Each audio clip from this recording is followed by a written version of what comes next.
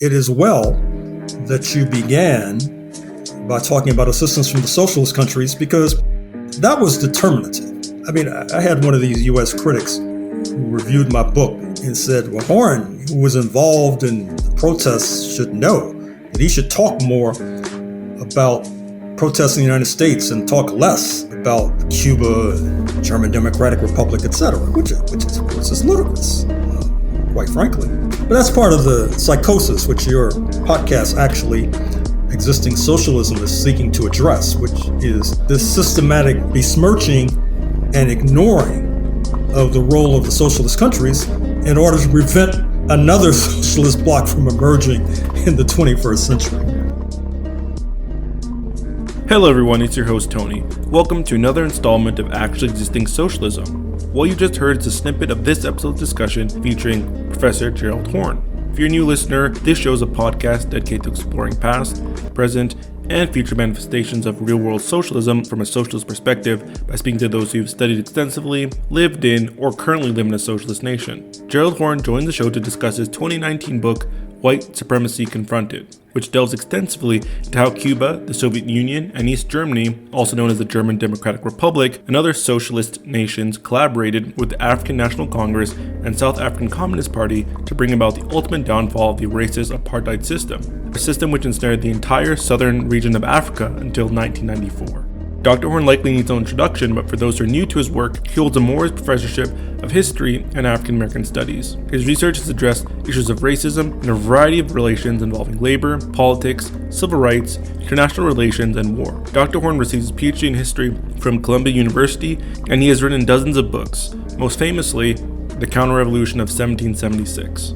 In this episode's discussion, we go back to the beginning of settler colonialism in southern Africa in the 1600s to understand the origin and purpose of the white supremacist apartheid system that arose in the 20th century.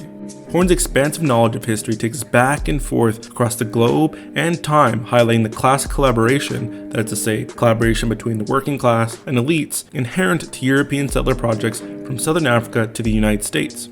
We also go into detail about what various socialist countries specifically did to turn the tide in favor of the African resistance to apartheid, and ultimately what the collapse of the socialist bloc in the early 90s meant for South Africa in transition, including impacts which reverberate into the present.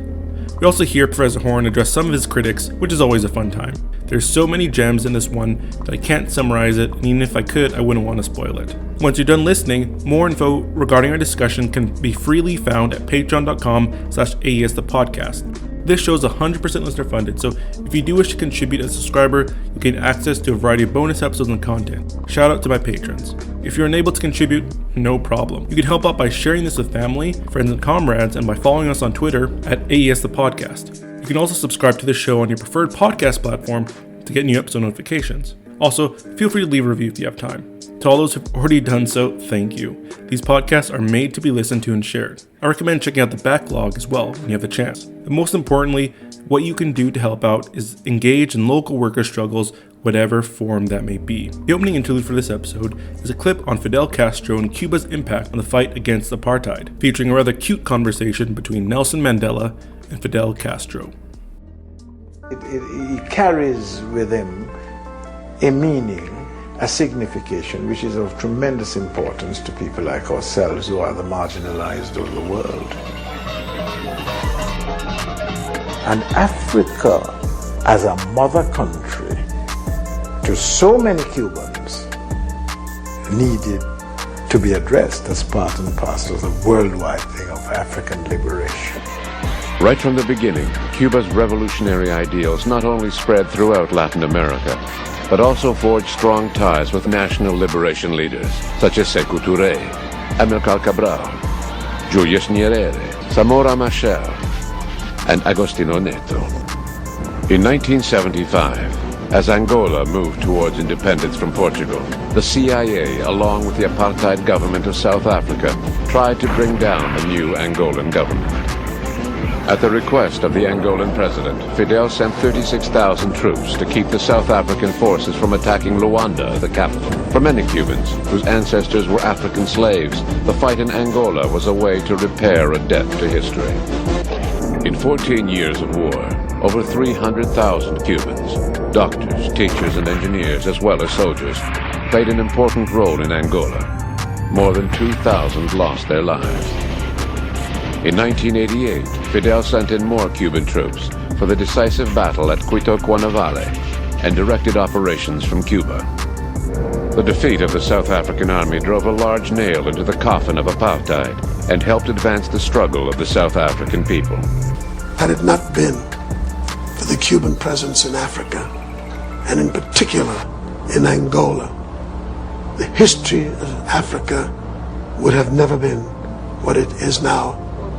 One of the greatest friends that Cuba has is Nelson Mandela and his appreciation for what the Cuban people did and Fidel Castro.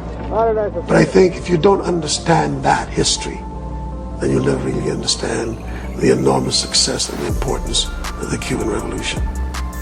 Well, my president. My president. My brother. President, my brother.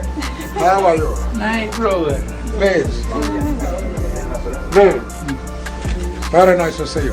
Están contentos de verlo. Please sit down. Están contentos. Por favor, venga bien sentarse. Please sit down. Siéntese. Now, one thing before we say anything. Una cosa antes de hablar, nada. Before we say anything, Antes de hablar absolutamente de cualquier tema, you must tell me when you are coming to South me Africa. tiene que decir cuándo viene para Sudáfrica. You see, no, just a moment, just a moment. No, un momentito. Es seguro, si ya yo recibí. The sooner the better. And we have had a visit from a wide Y hemos variety of visitado una people. gran cantidad de personas. And our friend Cuba, Y nuestro amigo Cuba, which helped us in training our people, que nos ayudó a entrenar a nuestra gente, gave us resources to que nos get dio on with our recursos, struggle, que nos ayudaron tanto en nuestra trained lucha, our people que as entrenó a nuestros doctors and so combatientes, a on. nuestros médicos. You have not come to our country. Cuba no ha venido a visitarnos, usted no ha ido a visitarnos. When are you coming? ¿Cuándo viene? No he visitado a mi patria I surafricana. haven't visited my South African homeland La yet. quiero como una patria. I love it as a Pero por él homeland. y por el pueblo. I love it as a homeland as I love you and the South When African are you people. coming to South Pero Africa? ¿cuándo viene When? Sudáfrica? Creo que va a tener que ser hoy mismo. Va a I tener think it que will have to be today. I will have to fly back with you. No, you are very Él se true. va a las 10. You are leaving at 10, so we are catching the plane together.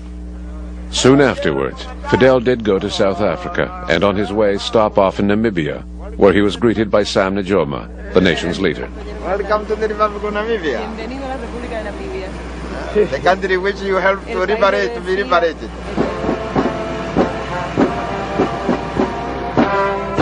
In South Africa, Mandela was waiting. Fidel was invited to address the South African Parliament.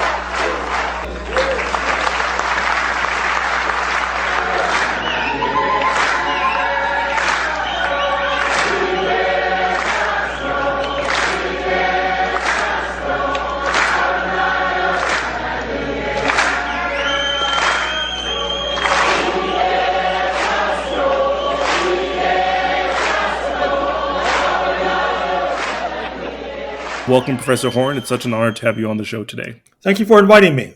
Your book, entitled White Supremacy Confronted, with the tagline of U.S. imperialism and anti-communism versus the liberation of Southern Africa from Rhodes to Mandela, is a masterpiece of accessible scholarship. It is quite a lengthy book, but it's a great read. For me personally, it helped dispel certain misconceptions and misunderstandings and falsehoods that I learned about the nature of apartheid itself, how it functioned, and what the struggle to end it looked like. Like many other people, I have a popular understanding of apartheid, what it entailed, and how it ended. I think what the image that comes to mind, or the perception that comes to mind, is Mandela being this symbol of love. He just loved everyone so much. He was just such a nice guy that apartheid had to end.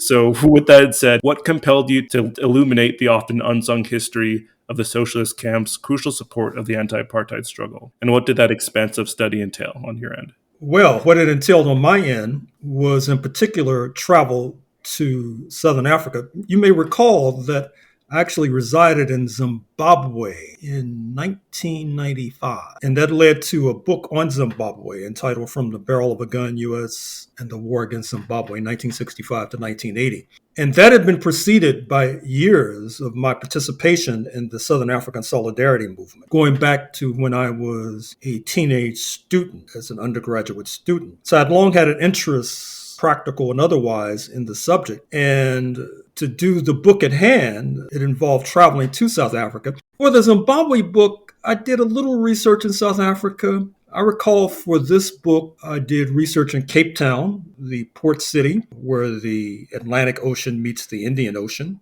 I traveled to Fort Hare University, Mandela's alma mater, also the alma mater of Robert Mugabe, the founding father of Zimbabwe. That's where the ANC archives are located. And I must say that I was rather taken aback because it's a huge archive. And I was mostly looking at the records from New York City, because I was living in New York from the 70s through the 80s and active in the movement. The ANC, the African National Congress, Mandela's organization, had an office at the United Nations, 801 2nd Avenue, as I recall, and we used to meet there.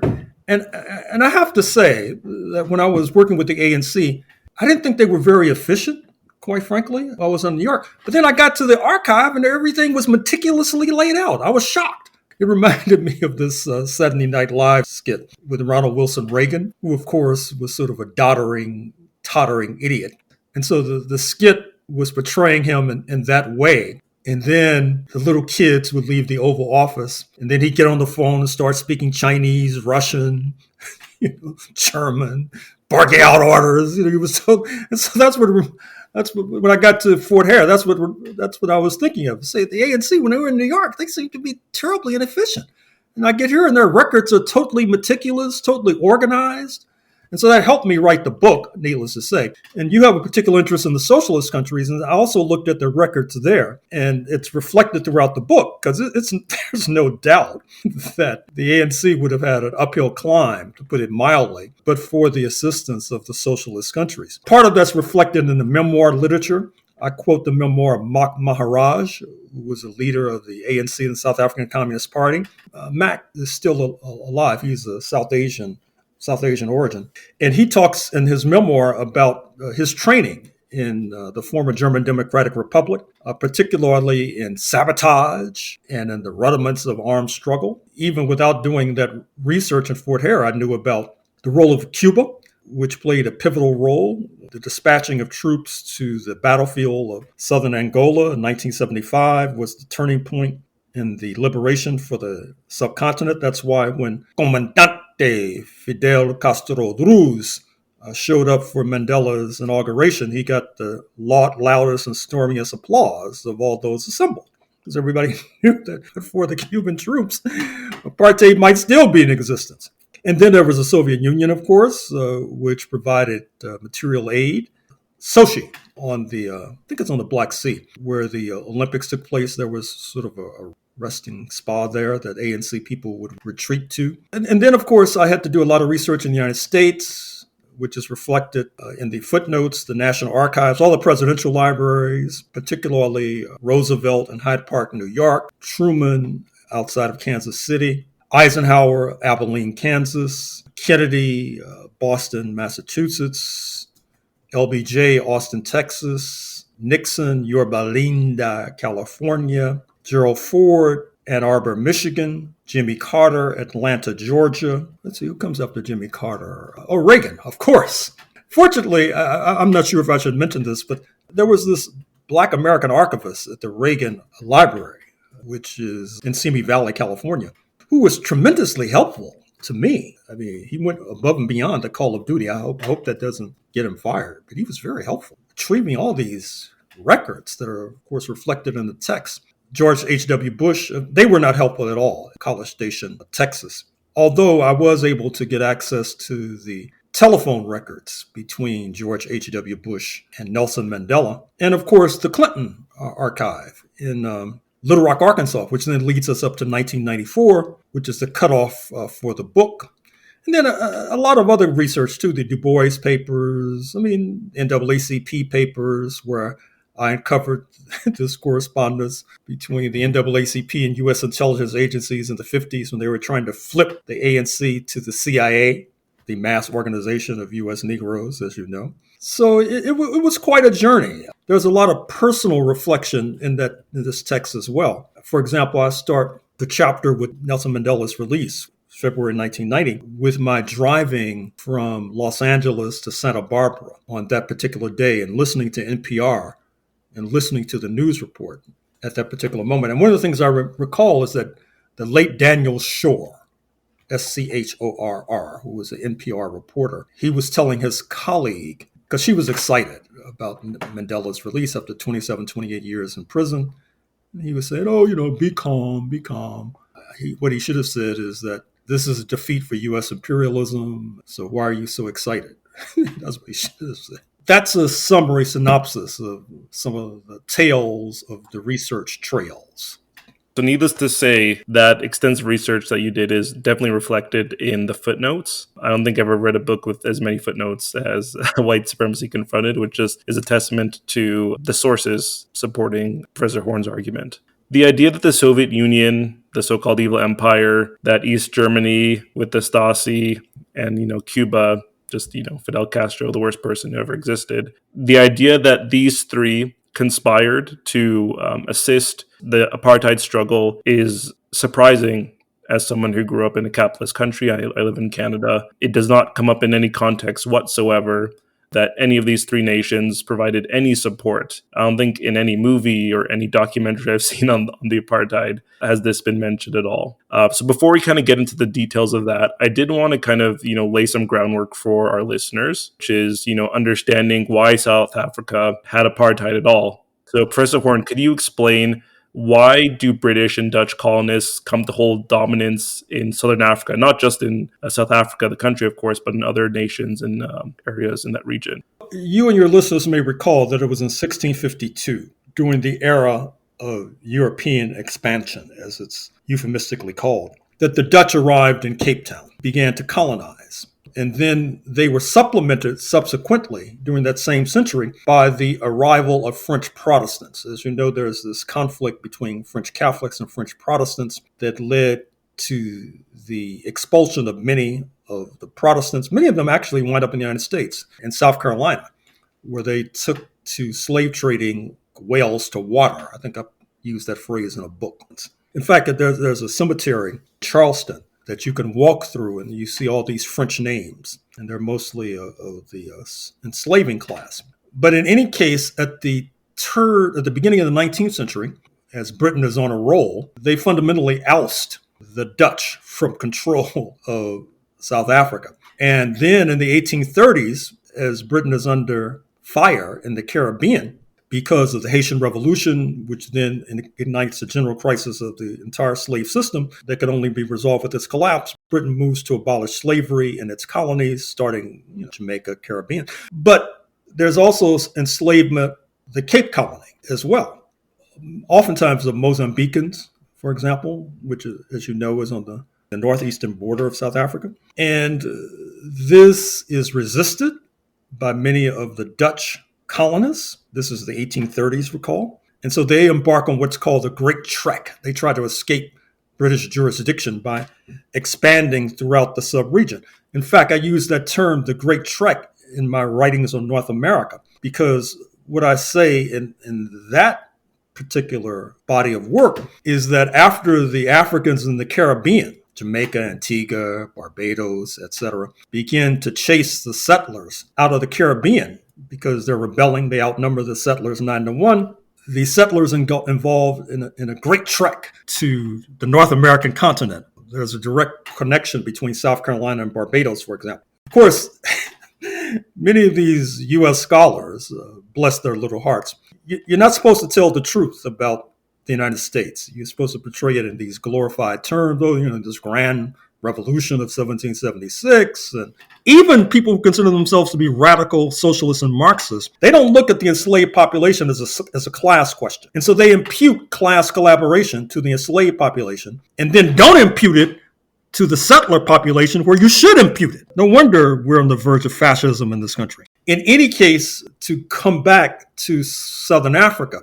So you have this great trek where they try to escape the jurisdiction of the British. And this conflict between the British and the Dutch is a major theme of my book and a major theme of South African history and Southern African history. There's a war between them at the end of the 19th century, the so-called Anglo-Boer War, where the British fundamentally prevail, but then they kiss and make up with the Boers, or the Dutch settlers, as they're called, in order to further repress the Africans and the population of South Asian descent. But what happens is that you say the origins of apartheid, which technically begins in 1948. But of course, racism precedes apartheid. Racism arrives with the first Dutch settlers in 1652.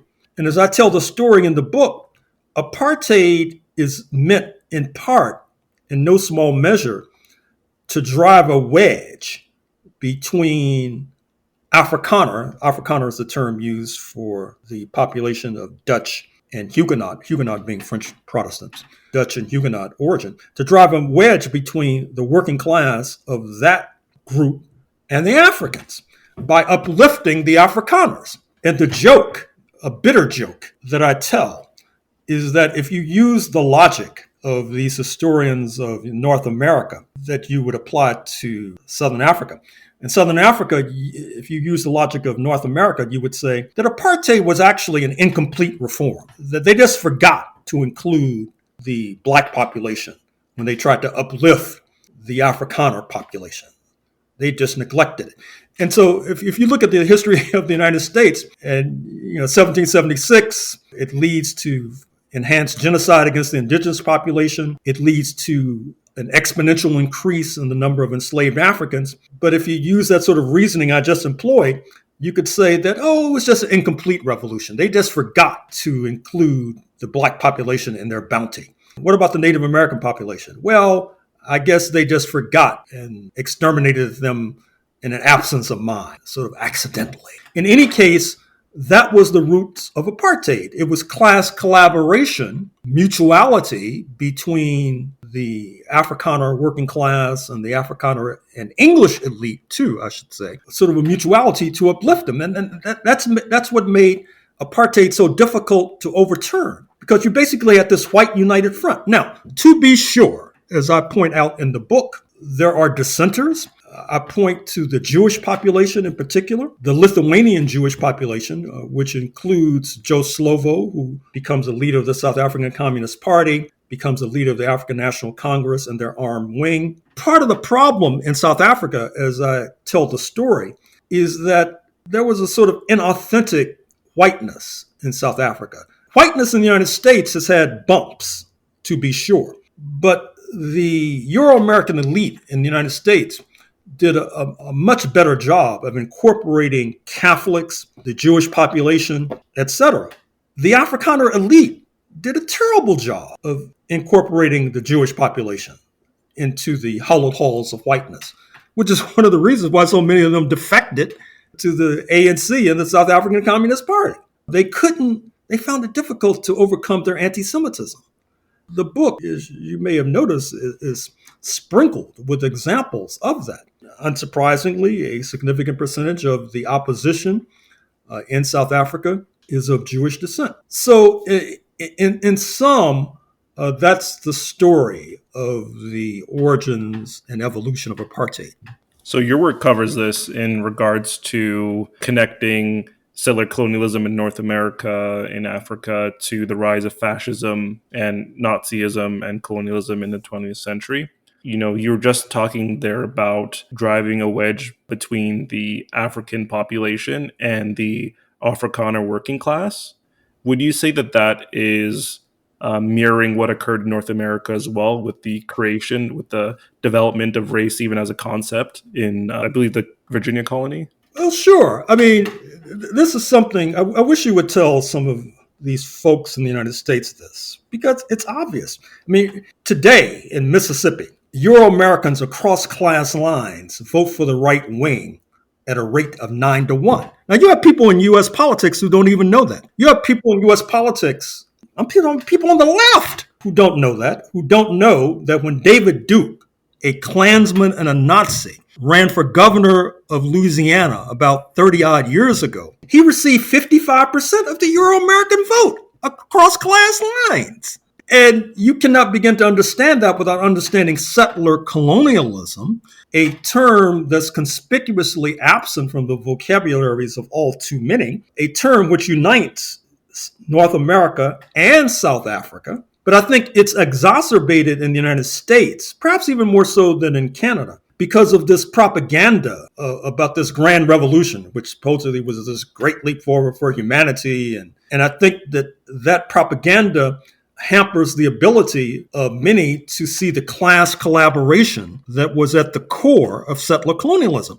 In my book on the 16th century, I talk about the initial English settlement, which actually was in Virginia in the 1580s. It fails. Then there's Virginia in 1607, which you were referring to. And if you look at the Virginia settlement in the 1580s, it was class collaboration. They were sponsored by the 1% in London. There were shopkeepers, there were the poor. It was like January 6, 2021, the attempted coup d'etat, which was another example of class collaboration amongst the European settlers. Many of these people on the left, they don't want to deal with that. One of the things I notice about people on the left is they can talk about history, or at least they think they're talking about history, and they don't make any connection to the present. It's like history is a thing in itself. And many of us study history because we're trying to understand the present. We're trying to illuminate the present. They study history so they can carry on with these glorious tales of how 1776 was this great leap forward for humanity and people like myself, or race essentialists. That's one of the terms. As a matter of fact, right now, as we speak, let me tell you some of the terms I've been dubbed.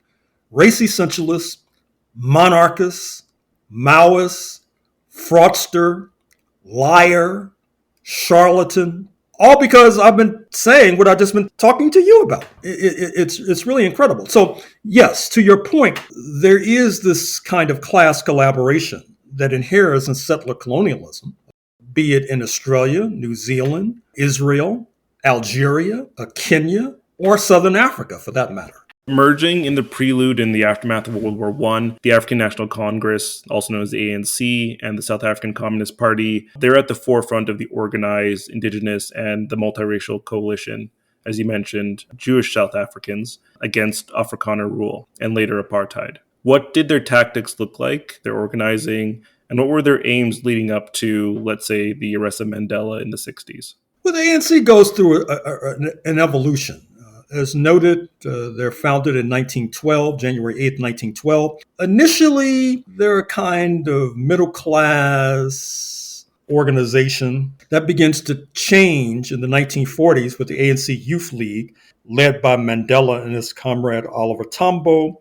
It changes further in the 1950s as you see a developing alliance between the South African Communist Party, the ANC, and what becomes the Congress of South African Trade Unions, COSATU. By that time, it's much more militant. Mandela he served in prison from about, 63 to 1990, more or less, 64 to 1990, or thereabouts. By that point, the ANC had developed an armed wing, Mkonto Wesizwe, Spirit of the Nation, and had embarked upon a path of what they oftentimes call armed propaganda, blowing up train tracks, for example. Initially, they were trying to avoid civilian casualties, although ultimately those did occur. The ANC also got involved in mass action, boycotts, mass marches, for example. Quite a bit of international solidarity because there was a large South African exile community. I mentioned the exile community in New York City, for example.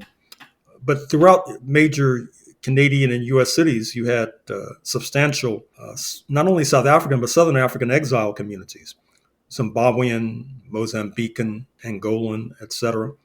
Many of whom were active in the solidarity movements in this country, which involved protests at South African legations, the Toronto consulate, for example, protests at the South African embassy in Washington and Ottawa, for example, boycotts of artists who performed in apartheid South Africa, a boycott of the Olympics if they chose to admit Rhodesian, meaning ultimately Zimbabwean, Rhodesian and apartheid South African athletes. There were all sorts of tactics that were used.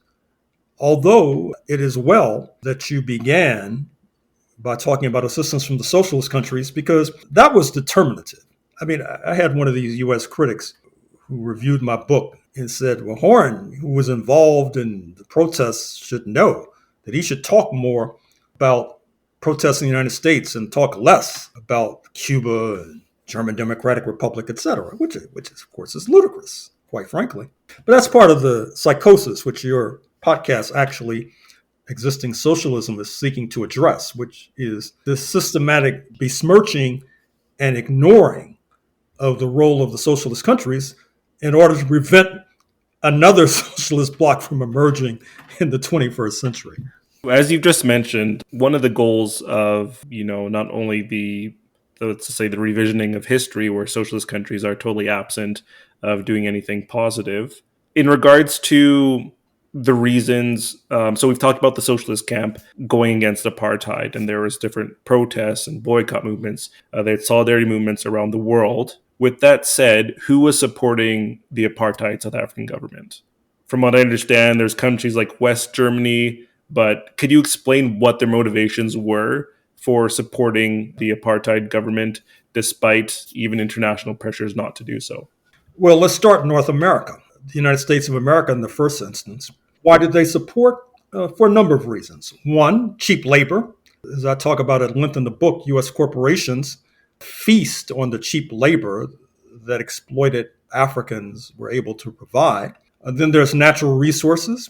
Angola has oil, for example. South Africa itself is a storehouse of natural resources. And then we cannot discount the kith and kin argument. In my Zimbabwe book, I pointed out that even Lyndon Baines Johnson had kith and kin in Rhodesia. The spouse of Henry Kissinger had kith and kin in Rhodesia. And just as oftentimes people would say, oh, the reason U.S. Negroes are so involved in Southern Africa because you're race essentialists. Many of these people didn't even know what I just told you about Lyndon Baines Johnson and Nancy Kissinger. But of course, they rarely use the term race essentialists to be attached to their Euro-American comrades. For whatever reason, you should ask them why. And then South Africa was anti-communist. I should have that further up the list. In fact, their whole part of their rationale for holding on to power was that if they were to be ousted, communists would come to power, which of course actually happened. And that was supposed to be a reason why the ANC should be kept out of power. And NATO, the North Atlantic Treaty Organization, led by the United States, but including your own Canada, the Federal Republic of Germany, Great Britain, etc., they were major supporters of apartheid, not least to Portuguese colonialism, which occupied Angola up until about 1975 and Mozambique on the opposite Indian Ocean coast up until about 1975 as well. So there was a multiplicity of reasons for the support of apartheid South Africa, although, of course, you'd never know it because it's typical. These people in the United States, they would like to think that it was they who actually played the key role in the downfall of apartheid, when actually it was the solidarity movements disproportionately comprised of Black Americans and the socialist countries, Cuba, GDR, Soviet Union, that played the preeminent role.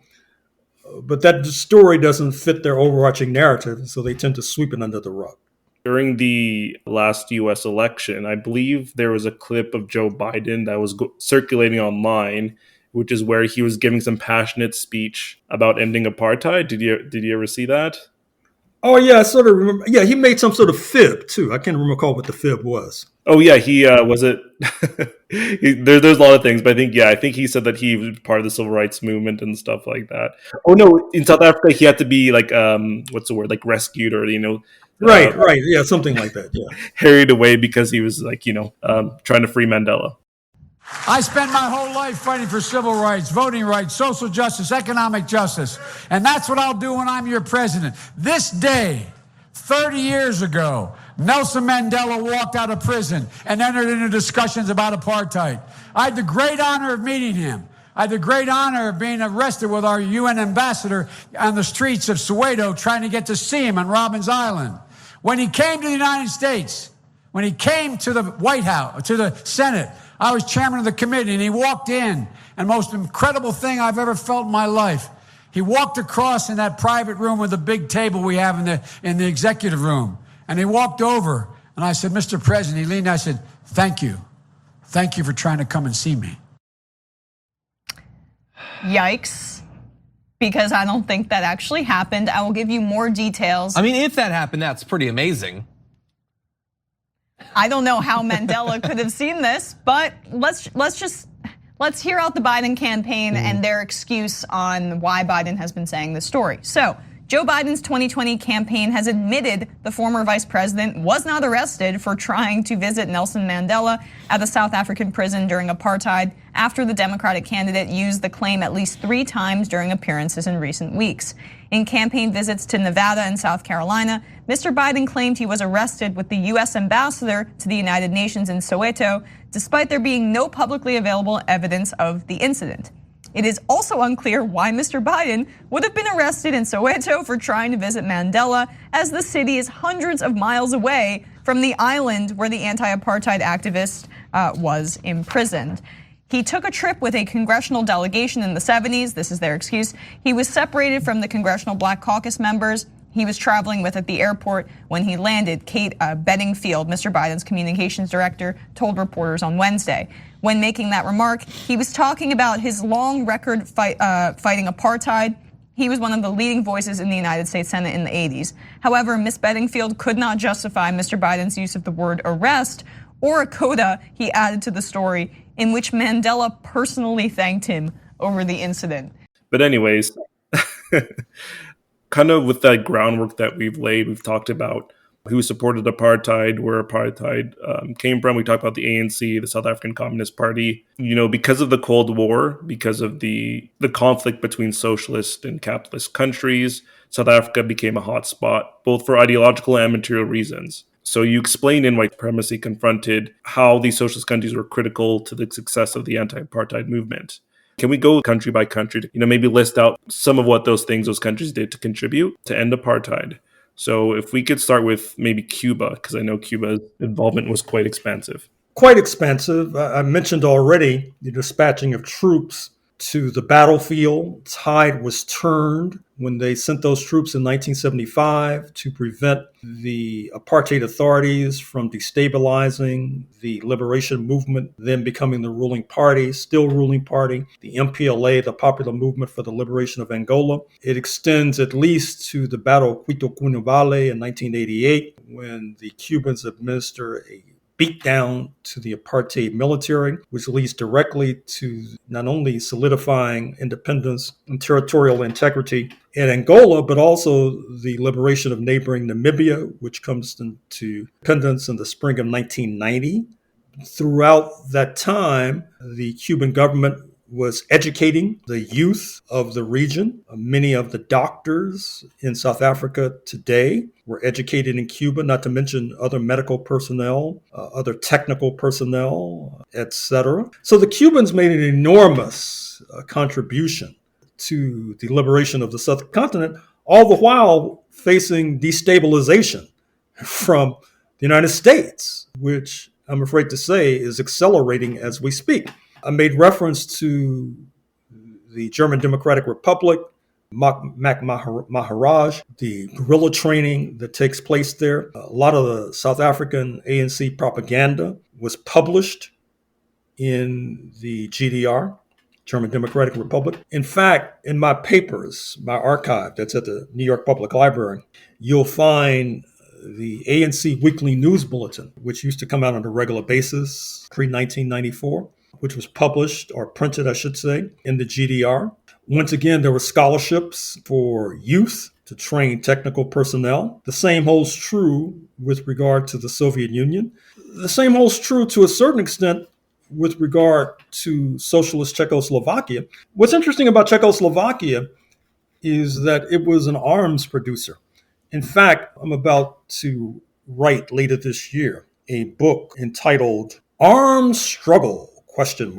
Panthers, Communists, and Black Nationalists in Southern California through the 1960s. And the opening scene will be Kathleen Cleaver, a Black Panther leader, accompanied by Panther leader Donald Cox, who go to the Czech embassy in Algiers to discuss obtaining machine guns for the armed struggle in the United States of America. That's the first scene, the first paragraph. The second paragraph will be the trial of the Communist Party leaders in Los Angeles in 1951.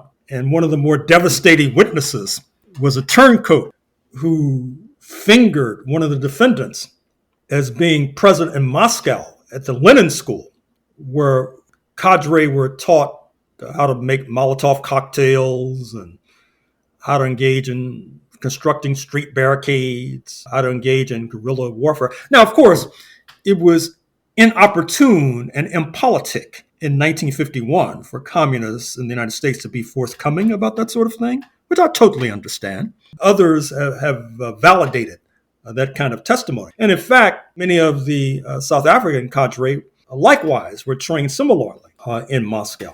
My book on Southern Africa and this upcoming book on Los Angeles, it's a testament to why the U.S. ruling class, in fact, the North Atlantic powers generally, felt that the Soviet Union had to go. I mean, this was too stiff a challenge. The problem that they created for themselves is that despite their propaganda to the contrary, the turning point was Nixon's trip to China about a half century ago, which basically was able to cultivate a certain kind of anti-Sovietism amongst the Chinese Communist Party, which then led to massive foreign direct investment in China, which has created this juggernaut, which is a challenge that's difficult to face. As we speak, you had a similar portentous meeting in the White House today, where the Japanese Prime Minister met with President Biden about Japan expanding its military budget. They're going to cooperate in space, believe it or not, all for the aim of taming the Chinese tiger. And I need not remind you of Canada and your Prime Minister, Justin Trudeau, and kind of anti-Beijing fusillades that he's been launching lately. So they have a real challenge right now with regard to China, and we'll see what happens. Certainly. And going back to the socialist countries and what they particularly did for the apartheid struggle, I did want to specifically mention particularly what Cuba did. As you mentioned, they sent teachers, doctors, soldiers, and weapons. I believe in total during this period, they sent roughly 300,000 people to that region, which is, of course, an enormous amount of people. But as you mentioned, Cuba during that time was under sanction and under constant destabilization efforts by the United States, so much so that the fact that they were engaging with this struggle could have ended their sovereignty from being stretched so thin, literally on, two different sides of the world. The Cubans entitled that Operation Carlotta, or Carlotta, I'm not exactly sure how to pronounce it, specifically named after an enslaved African Cuban in the 1800s who led a revolt against the Spanish slavers. And I just loved reading about this. This touched me reading about this, about how Cubans, of course, maybe not all Cubans, but how Cubans do have this connection to Africa, and understanding that not only many of their ancestors came from Africa, but also in terms of the struggle, that they're participating essentially in the same struggle against the same forces of racism, of colonialism, of imperialism. I just found that connection so intriguing and so powerful. Do you have anything to say about that specifically? When you mentioned Cuba, it reminds me, I did a book on Cuba, and a lot of it dealt with the role of U.S. slave traders in bringing Africans to Cuba.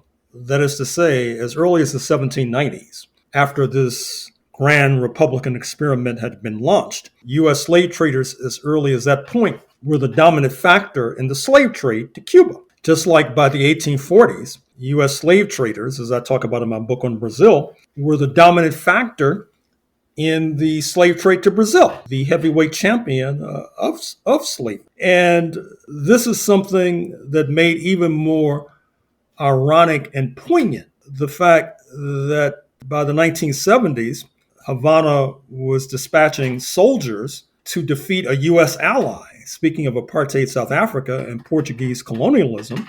And of course, it was sort of a bittersweet return because many of the soldiers that Cuba sent were of African descent. And so they were returning to their ancestral homeland to try to stamp out the vestiges of a kind of colonialism that had swept their ancestors across the Atlantic in the first instance, not least because of the deviltry of U.S. enslavers. Sadly, this is a story that is not as well known as it should be for reasons that I'm sure you can easily deduce.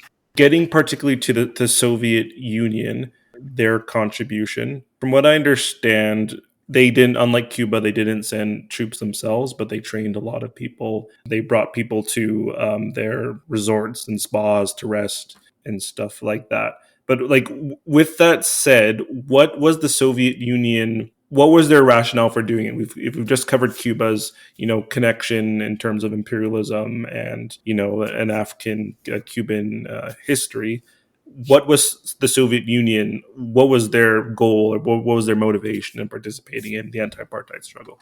Well, first of all, with regard to the prior point, I think that subsequent research will probably reveal that Soviet ships and submarines were dispatching arms along the coastline of South Africa during the days of the armed struggle. If they were dispatching arms, it's possible they were dispatching advisors. And in fact, we know that when Samora Machel, the founding father of modern Mozambique, was fundamentally assassinated, apartheid authorities directed his plane into a mountain. And his pilots and his aides were all Soviets who were in a Soviet-made airplane and they, of course, went down with him. That's point number one. Point number two, this is still relevant, I'm afraid to say. And that is, there's a fundamental contradiction in European history. I pointed this out in a piece in Black Agenda Report. I believe it was February 2022, or maybe March 2020. The fundamental contradiction being that as the Western European powers were getting fat off the plunder of Africa and the Americas, England, France, the Iberians, Portugal, Spain, then as now, the most formidable force on the European continent was Russia. Napoleon tried to resolve this contradiction 200 years ago with an invasion and was defeated. The British tried to resolve this contradiction in 1904 when they sponsored the Japanese attack on Russia, and that led not only to unrest in Russia that culminated in the Bolshevik Revolution of 1917, it also helped to create this Japanese superpower, which then ousted the British from Hong Kong. A lot of Canadians, too, got caught up in this. I'll talk about that in my book, Race War, which deals with Hong Kong. And not to mention Operation Barbarossa, June 1941, with Adolf Hitler. And so as a partial result, pre-1917, pre-revolutionary Russia, oftentimes was trying to foil European colonialists because they felt that was in their self-interest. For example, I'm doing a book now on Northeast Africa, which includes Abyssinia, Ethiopia. And one of the points I'm going to make is that when Abyssinia repels an Italian invasion in the 1890s, another turning point in African history, one of the reasons they were able to do so because they were armed to the teeth by Russia, which was seeking to foil the plans of these Western Europeans, who of course had their eyes on Russia too. And then post-1917, there's this concept of proletarian internationalism, international solidarity. Of course, there was this idea that post-1945, the United Nations had declared apartheid a crime against humanity. That's one of the reasons why the Scandinavians also, particularly the Swedes, were very important to the anti-apartheid movement. In fact, in my Black Panther book, so the Black Panthers, they sent a delegation to Stockholm because they They saw this aid that the Swedes were giving to the ANC. And they say, we need to get in on this. But what they didn't realize was that the Swedes were acting under international law. I mean, the Swedes did not have diplomatic relations with apartheid South Africa. Perhaps that leads to Olof Palme, the Swedish Social Democratic leader, being assassinated reputedly by apartheid authorities some decades ago. But the Swedes had diplomatic relations with the United States. And sadly and unfortunately, the international community had not declared that the existence of the United States was a threat to international peace and security. Many of us would have been better off if that determination had been made. And so there was a legal foundation for Moscow to intervene on the side of the African National Congress, which they proceeded to do. And as noted, they were not alone, as evidenced by the fact that Swedish Social Democrats did the same. In some of my research into this specific topic, I did, of course, as you've mentioned, there's the ideological reason that the socialist countries backed the anti-apartheid struggle. And we've talked about some of the material reasons. It's in, Moscow's interest to foil European colonialism, even prior to the revolution. In terms of East Germany, or the German Democratic Republic, what I found was that following the separation of the two countries after World War II, West Germany had what they called, I believe, the Hollenstein Doctrine, which is essentially West Germany would not partner or trade with anyone who had any diplomatic relations with East Germany. And so in effect, it was a sanction against East Germany. And so East Germany was now, secluded from a lot of the world power, because West Germany was, prior to the war and even after, of course, a manufacturing hub. And so in order to, address this issue, what East Germany did is they tried to look for third world countries who hadn't yet aligned themselves with the capitalist countries to help ensure the survival of their own nation, of their own sovereignty. And so that's why they reached out to, of course, South Africa, the ANC there, but also other third world countries. And I found that incredibly interesting because, I love, of course, the ideological connections between the two, but knowing the material foundations of it gives another kind of insight into that. Did you have any comment about East Germany's perspective on that? Well, yeah, there's a book that may not even be in print. I should mention that this book, like a lot of anti-racist literature, was published in Berlin. I think it was called Seven Seas Press. The book I'm referring to is by Claude Lightfoot, spelled just like it sounds, who was a black communist in Chicago. Wrote this book called Racism and Human Survival. And it's a comparison of how West Germany and East Germany dealt with the question of racism. And one of the things that he points out, amongst other factors, is that the German Democratic Republic carried a heavy burden, the burden of being part of a nation that had visited the Holocaust upon the world, had caused so much human misery, in not only in Central and Eastern Europe, but in Namibia. In fact, Namibia, formerly German Southwest Africa, was the site of the first genocide of the 20th century against the Herero and the Nama people. Some of the same forces who were in the forefront of the Holocaust in the 1930s going forward had participated in the Holocaust in Southwest Africa in the first few years of the 20th century.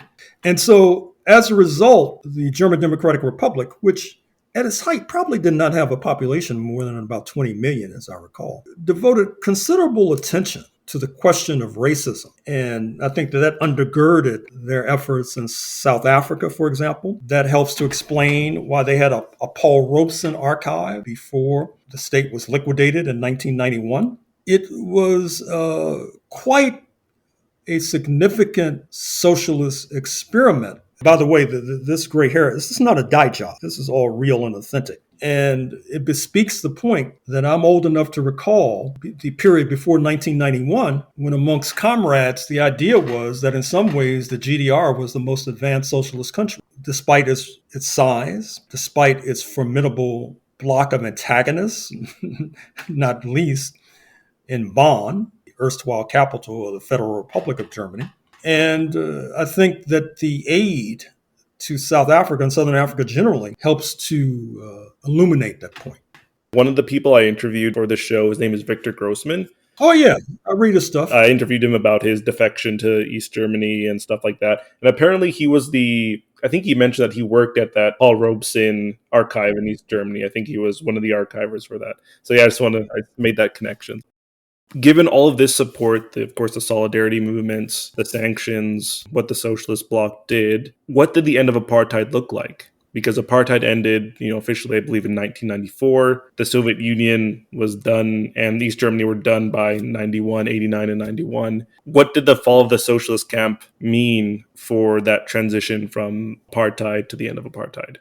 Well, I'm glad you asked that question, because I think one of the major reasons why post-1994 South Africa has had such an uphill climb is that they were handicapped. The ANC government was handicapped by the simultaneous collapse of the socialist camp. In fact, that's one of the points I make in my book, which is that by his own admission, F.W. de Klerk, the last apartheid leader, decides to free Mandela a few months after the collapse of the Berlin Wall, because he recognized that the major bulwark of support for the ANC in Eastern Europe was going down the drain, and that the ANC would be handicapped in negotiations and would be handicapped post-1994, post-elections. And that upset the class balance within the ANC, because the ANC is a multi-class organization. As is often said, it's a broad church with many pews. It had sort of a militant, working class, communist influence balance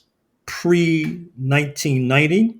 Post-1994, the balance has shifted, not surprisingly. It's interesting. Cyril Ramaphosa, the current leader, like most of the post-1994 leaders, including Mandela, comes out of the Communist Party, as did Thabo Mbeki, as did Jacob Zuma, Kgalema Motlanthe, who was an interim president. But now Cyril is one of the richest men on planet Earth because basically what happens is that the ANC government is not able, they're able to embark on a kind of social democratic path that should not be discounted, like the Swedes, for example, where the commanding heights of the economy are generally in private hands, but then you have taxes to support education, to support clean water, support housing, etc., as opposed to a kind of socialist regime where the state controls the commanding heights of the economy, which you see in Cuba, where a capitalist class, to the extent that it exists, is small. You cannot say that with regard to South Africa. Cyril is Exhibit A in that regard. So once again, it's sort of a bittersweet story to end. Heroism of the most magnificent sort helps to bring down apartheid, particularly heroism in Cuba, East Berlin, and Moscow, not to mention from the Atlantic to the Pacific in North America and throughout the world. But the contradiction being that the socialist camp is collapsing at the same time, which hampers the ability to build a sturdy socialism in that liberated territory, but the struggle continues. Thanks so much for that analysis. I did have one last question for you. The one thing that people know about South Africa, if anything, it's Nelson Mandela. Could you briefly explain who Mandela was and what his importance truly was to the movement? As I mentioned earlier, was it just because he was a nice guy who really just was all about love, and because he loved so much, apartheid ended? Could you kind of shed some light on who he actually was and what he actually did? As most scholars, including myself, have recognized, as noted previously, Mandela was previously part of the leadership of the South African Communist Party and the African National Congress. If you look at some of my early accounts of Mandela in the book that forms the basis of our discussion, you'll see that I quote from the records of the American Friends Services Committee, the Quakers, which had missions in South Africa. I quote from accounts by Quaker delegates talking about how militant Mandela was in 1953, how he was a devoted fan of Paul Robeson, the great Black American actor, singer, activist, socialist, linguist, genius. And like Mbeki, his successor, Thabo Mbeki, for various reasons, they decide that once they take office, they're supposed to be leaders of the whole country, and they doff their communist hat and put on solely an ANC hat, which, of course, as I said, is multi-class. The Communist Party is the representative of the working class. And of course, that has a lot to do with the fact of the simultaneous decline of the socialist camp. But folks need to realize that the ANC was handicapped post-1990. This was a compromise agreement that led to elections in 1994. And like with most compromises, you don't get everything that you want. It would have been preferable to a degree if the socialist camp had not disappeared, and the ANC would have had more muscle to drive out the apartheid rulers. And in fact, as I point out in the book, as early as the 1970s, the apartheid rulers and their comrades in Rhodesia were nervous. They thought the Cubans were going to invade and forcibly eject them from office. And that obviously helped to concentrate their minds wonderfully, made them much more susceptible to sweet reason, and was a material factor in terms of negotiations, for example, that lead to the liberation of Rhodesia, now Zimbabwe, in the spring of 1980. So with that said, thank you so much, Professor Horne. We've covered just the tip of the iceberg of your book. I really, recommend people check this out. It is called White Supremacy Confronted, U.S. Imperialism and Anti-Communism versus the Liberation of Southern Africa, from Rhodes to Mandela. And of course, I do encourage everyone listening now to check out Professor Horne's other work. I think most recently you have The Counter-Revolution of 1836, Texas Slavery and Jim Crow and the Roots of U.S. Fascism. It's an excellent book. I'm working my way through it, but I do recommend also checking out, you did a podcast with Guerrilla History, I believe, recently, which I had a chance to listen to. So I do recommend people listen to that as well. Take care, Dr. Horne. Good luck.